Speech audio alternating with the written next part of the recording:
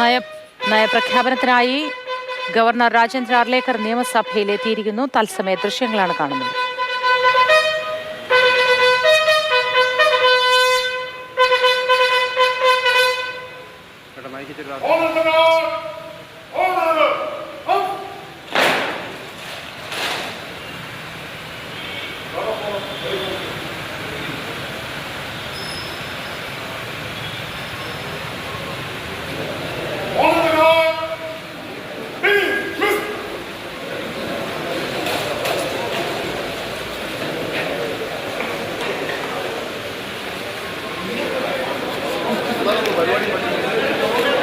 Governor Rajendra Arlekar നയപ്രഖ്യാപന പ്രസംഗത്തിനായി സഭയ്ക്കുള്ളിലേക്ക് വരുന്നു. മുഖ്യമന്ത്രിയും മന്ത്രിമാരും സ്പീക്കറും അടക്കം ഉള്ളവർ ചേർന്ന് ഗവർണറെ സ്വീകരിക്കുകയാണ്.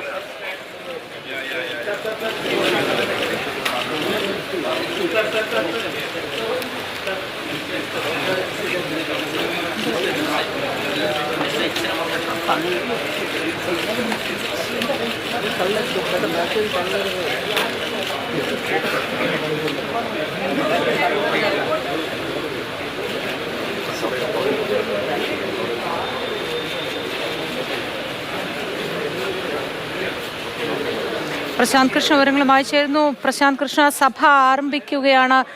ഈ ബജറ്റ് സമ്മേളനത്തിനാണ് തുടക്കമാവുന്നത്. നയപ്രഖ്യാപനത്തിനായി ഗവർണർ സഭയിലേക്ക് എത്തിയിരിക്കുന്നു. തത്സമയം ദൃശ്യങ്ങളിൽ പ്രേക്ഷകർ ഇത് കാണുന്നുണ്ട്.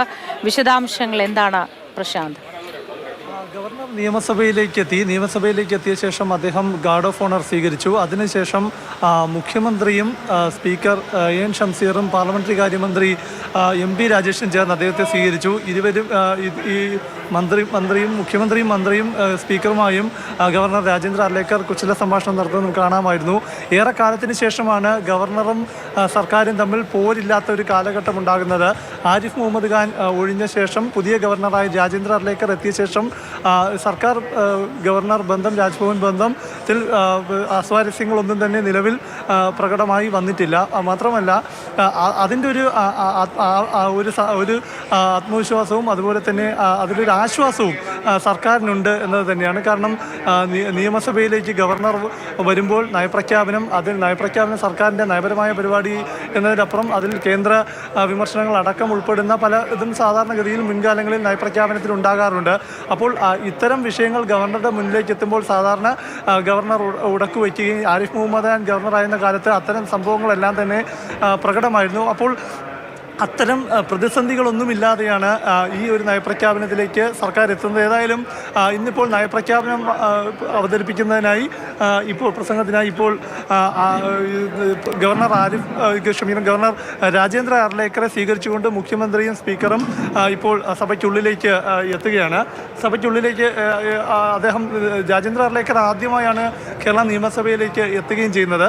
അപ്പോൾ അതിനുശേഷം അദ്ദേഹം നയപ്രഖ്യാപന പ്രസംഗം വായിക്കുമ്പോൾ ഏറ്റവും പ്രധാനം ഗവർണർ വായിക്കേണ്ട നയപ്രഖ്യാപനത്തിൽ എത്രത്തോളം കേന്ദ്ര വിമർശനങ്ങളെല്ലാം ഉൾക്കൊണ്ടിട്ടുണ്ട് എന്നത് നമുക്ക് അറിയാനിരിക്കുകയാണ്. മാത്രമല്ല അങ്ങനെ ഉണ്ടെങ്കിൽ അത്തരം കാര്യങ്ങളിൽ ഒരു ഭരണത്തലവൻ എന്ന നിലയിൽ അദ്ദേഹത്തിൻ്റെ ഭരണഘടനാപരമായ ഉത്തരവാദിത്തം നിറവേറ്റുക എന്ന ഗവർണറുടെ ചുമതലയിൽ അധിഷ്ഠിതമായി അദ്ദേഹം സർക്കാർ തയ്യാറാക്കി. ഗവർണർ സഭയിലേക്ക് എത്തുകയാണ്. ഗവർണർ രാജേന്ദ്ര അർലേക്കറുടെ ആദ്യ ദിനമാണ്. സഭയിൽ നയപ്രഖ്യാപനത്തിനായി അദ്ദേഹം മുഖ്യമന്ത്രി, ചീഫ് സെക്രട്ടറി തുടങ്ങിയവർ അദ്ദേഹത്തിനെ സ്വീകരിച്ച് സഭയിലേക്ക് കൊണ്ടുവരികയാണ്.